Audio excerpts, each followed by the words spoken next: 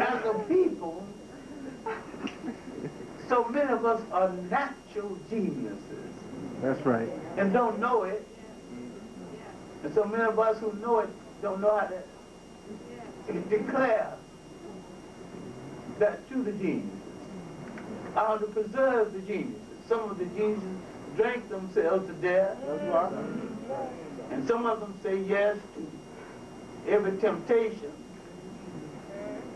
And if you think if you can say yes to every temptation, why not try an easier thing? Drink up all the water in the sea. It's an impossibility. But if we think we have lost our connection with Africa, and we decry Africa, we have to remember that every time you try to get away from Africa, Africa reaches back and claims you.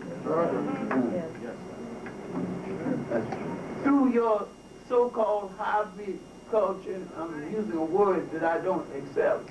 I'm using the word because a lot of you like to believe it. Right. Through your so-called hybrid culture, you think you'll become an American. And nobody wanted you to become an American. That's right. You to become an American. Anybody to be a citizen. All right. That's right. Go ahead now. You think that you're no longer African. All right now. That's right. A bigoted white cab driver can put all of you in your proper frame of mind. You don't care whether you're in Africa, whether you're from the Caribbean islands, or whether you're from Africa, or from Georgia. You don't care whether you're AKA or Delta or an L. You ain't gonna pick up none of it.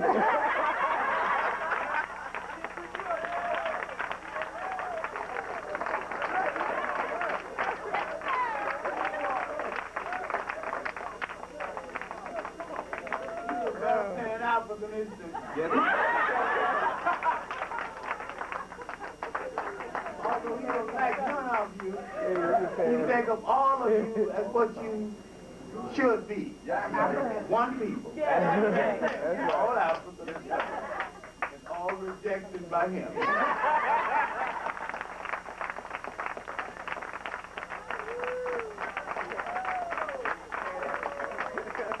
He has never made culture into a weapon. That's right. Yes, sir. And we have a great cultural weapon, yes, sir, that we have not used. We don't have to subdue any people. Yes, sir. We don't have to enslave any people. Faith has given us a great opportunity because we are not a minority. We should never answer to that name. Indeed. That's right. That's right. When you put all of us together in Africa, Caribbean islands, South America, the Pacific, Africans in India, yes, we number 1 billion people on the face of this earth. Suppose we start an industry based on our numbers. Look at how many people we can put to work. Yes, now suppose Martin Luther King had really followed the Gandhi example. That's right. That's right. Gandhi went home and took off all those British tweeds. Yes, sir. Sent his people back to base. That's what it is. Back to the spinning wheel. Yes, sir. Today, India has one of the largest fabric industries in the world. How about it? We have to go back to basics. Thank you. Making our shoes, making our clothes. Loving the things we can do for ourselves. That's right, brother. That's right. I proposed one solution that one sister tapped me on the shoulder and told me, it's going to get hell knocked out of you if you keep this up. I suggested, because there's so many brothers and sisters, you know, a little depressed, I suggest we start a hugging brigade. You see a brother and sister down and depressed, grab him, give him a good hug. I like that. You see, you might hug the wrong person.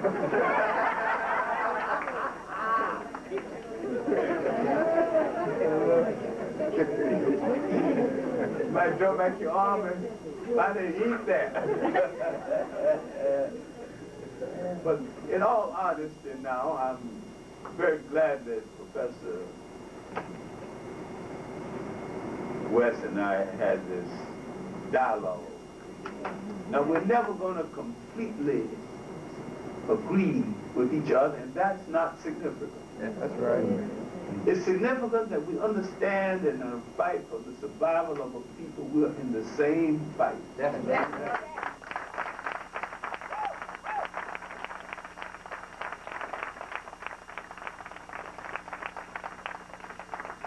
What we will differ is on methodology. Yeah. Du Bois and Booker T. Washington had a difference of opinion mainly on methodology.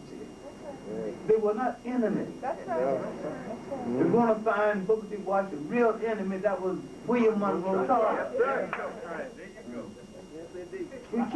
We're so anxious to referee a fight. We're refereeing a fight that didn't take place. No. I differ with Professor West, and I differ with the black conservatives because I don't know what they're trying to conserve except that miserable obscurity.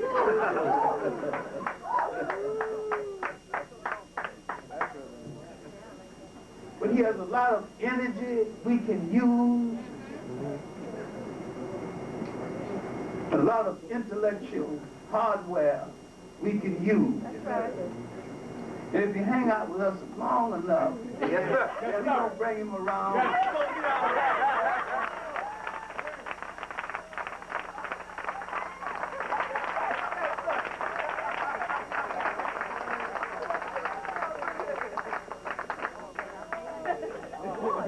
All right. Good family. Let me say this, though, that one of the wonderful things about Professor John Henrik Clarke is that he has a sense of humanity such that he can be down to earth 1 minute and be encyclopedic the next. And that, for me, is in part what it means to be an African intellectual. And